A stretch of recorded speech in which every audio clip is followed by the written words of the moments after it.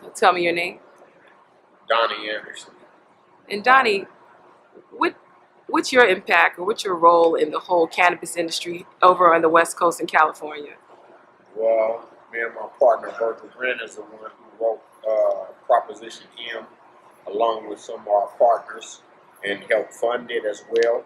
We work with City Council, and I am the co-founder of California Minority Alliance and the chair. I also serve as the chair of the NAACP Cannabis Task Force. NAACP. Yes. NAACP has many chapters around the country. Is I this serve a in the national when it comes to cannabis. right? And so, where is that conversation to these other chapters? Being that you started the forefront of the NAACP on the side on the West Coast, that is. Well, what it is I work with Derek, with the president Johnson. Derek and Alice Huffman Yes. from California, Mhm. who's the president of California and Hawaii. So when they first asked me to come and start educating different chapters, because the most important thing is if we don't get behind or get educated in cannabis, we're going to be left out of another multi-billion-dollar industry. And it don't deal with just money. It deals with our communities because it's going to be here whether we want it or not. It's the law.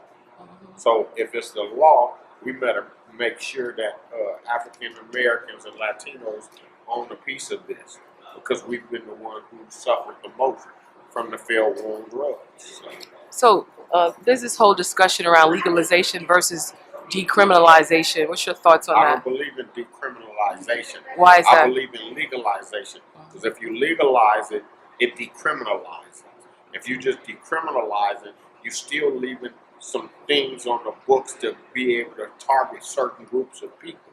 But if you legalize it, tax it, and then it gets rid of the criminalization of it altogether. So I don't believe in that. In Los Angeles, we believe in writing a law like we did, and it becomes law, and that's what it is. I don't believe in decriminalization. So when you decided that you were to get into this business from economic perspective, I'm sure there are many folks out there that feel that it may be a barrier or difficulty to get into it. What message would you say to folks who are interested in becoming an entrepreneur in this effort to help, be a part of this economic boom? Well, what I say is just like in any other business. I come from the entertainment industry. So you partner with people that have like mindsets and that have skills in business. But if you're not educated in business, if you're not willing to put the work in to learn the business, this business is not going to be for you. That's just like any business.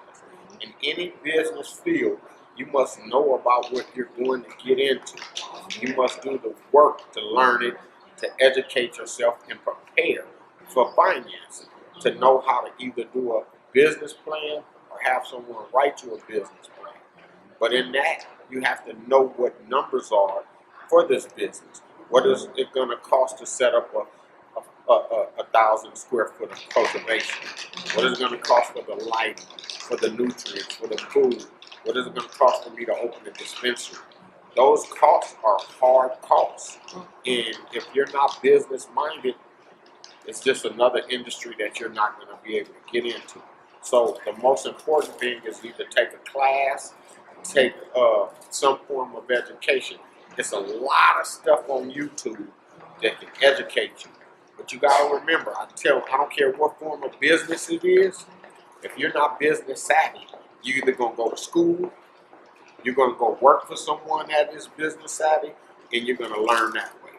Because everybody is not prepared to understand the cost of what this industry is and how to make it work. So what role do you see New Jersey Minority Alliance playing as a resource to new applicants in New Jersey? Education. That's the same way we did here. We had to educate a lot of people because you got to understand, before we can fight for social equity, the cannabis industry was here for 20 years. We had to educate the lawmakers. We had to educate our families, the churches, because that was the #1 barrier we had was the black church. Understand this. This has been here for 22 years in Los Angeles. And it came out of the AIDS epidemic because they wanted alternative medicine. Cannabis has been here for thousands of years. That's nothing new. But the fact of it is, in New Jersey, to have a chapter, a brother chapter from LA that's been through it, that can help them miss some of the falls and the aches and pains that we've been through, will do dearly for building the cannabis industry. Because you don't want to look up and out there all the white folks on the license. You want to make sure that we own license. You take 5 of us, if we're professionals, you say, hey, let's go to a lawyer, let's create this company, everybody get their shares. If your ass don't do the work that you're supposed to do for yours, your shares can go there. But see, when it's done with a lawyer, you don't have to worry about nothing. Because then the other 4 can vote you out, still get your money, but you don't have nothing to do with the business. So you said the main focus or the main barrier was the church. How did you get around that? We have to educate. How did you tell us a little bit about how you went? And how did you see how did you see the changes occur? Because they had to understand that this was a medicine. They had to understand that this is not. See, when you look at churches, they see young black men or young Hispanic sitting and smoking weed. Cannabis is so much larger than that. And when my grandfather, who wouldn't let me give my grandmother brownie bites when she was dying from dementia because she stopped eating, now, 12 years later, I've educated. He said, I wish I would have listened to you. I would have been able to let your grandmother have this medicine. My grandfather uses it for his hip, the balm.